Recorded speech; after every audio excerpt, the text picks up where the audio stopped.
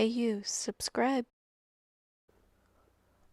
Welcome back, or welcome to my channel. This is Mini Gaming. Today I thought we would take a look at the arena inside of Infinity Kingdom. When you enter your castle, just behind your castle wall, you will see this building here. This is the arena, where you and another player in your season will fight one-on-one. You can tell which season you are in right here. This is a new account, so you can see that I'm in Season 1. When you open the arena, you will see 3 accounts pull up. You do not get much information on your opponents. The number up here on their profile picture, that is their player level. Then it tells you their name, which isn't very helpful when picking your opponent. The gold, silver, and bronze helmet you see here in the center tells you what their multiplier will be. You can also see the multiplier here. The one with the gold helmet and the highest amount of points, which you can see here, will have a 3 times point multiplier upon victory. And the number here at the center of the opponent's info, this is what their might is. Because of the limited amount of knowledge that we can get on our opponents, we need to pick our battles wisely. So I suggest looking at the player's level as well as their might, with the might being your highest factor when choosing your battles, because victories gain you points that allow you to open chests and war insignias, which can be used for purchasing items in the insignia shop. The best thing, in my opinion, about the insignia shop is the ability to buy immortal fragments, especially since there's normally 1 to 2 elite immortal fragments in the insignia shop, which is extremely important if you're free to play. But you also need to take into account that if you lose a battle, points are actually deducted, which causes you not to advance to the next tier. You want to always be working on hitting the highest tier, which is why I say pick your battles wisely. While the gold helmet has a 3 times point multiplier, and that's very tempting to just go for the highest multiplier, if you would take your time and choose the lower multiplier that you know you're going to win and just spend a few more gems, then yes, it would take you longer, but you would not lose any adverse effects, because if you are not able to defeat them, then you actually lose points, and you want to try and avoid that. So each season has a tier list identical to this one. As you can see, as you advance, you increase your rewards. Not only is there a advancement tier rewards, there is also a daily and seasonal rewards. So you want to get to the highest tier so that you can max out these 3 different reward types that you can get. The higher your tier, the higher your reward. So you can see here the person in the top 5 get this awesome elite pass.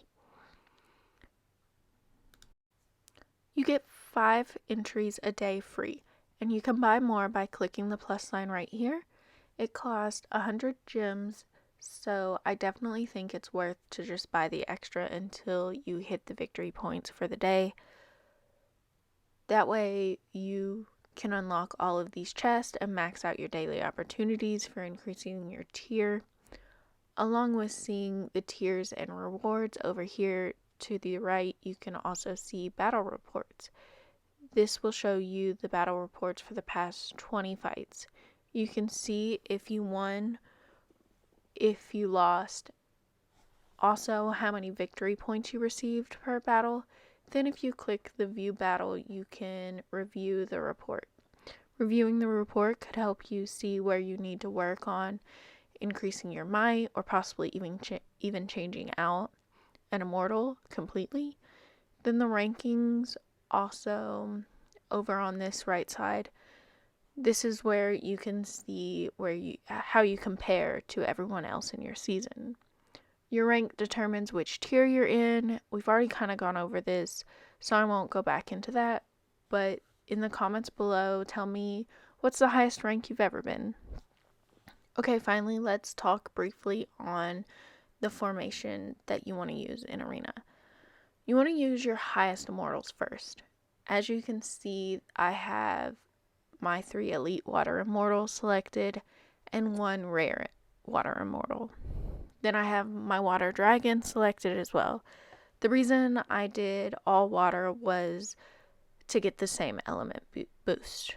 Using 5 units as the same element gives you a 20% boost to physical and magical protection of immortals, then another 20% to magical and physical attack of immortals, and then finally a 10% to health points. I'm currently using water type immortals, and this is what most new players use because it's the easiest to get, and if you're free to play, this is more than likely going to be your main set. Each troop type has its own benefits and disadvantages. If you want a video breaking down all the troop types, leave a comment below. So let's watch a few of these battles and come back and see what we learned.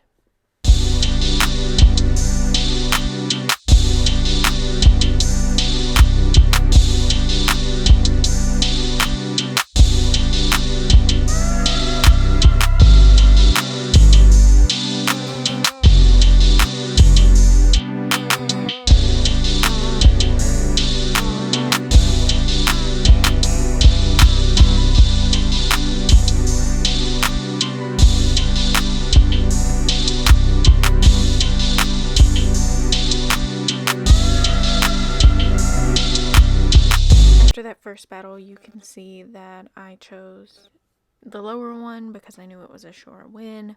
I got 2 points to help me increase my rank. I got 10 in war insignias, and I got 1 victory point for the day. So let's keep going. So I can see that my power is only 23,000. So I'm gonna try and always pick one lower than that. My player level's 20. So I'm going to try and balance those 2 out when picking an opponent. And like I said, I think that going the slow route sometimes is better than going the fast route, the high risk route.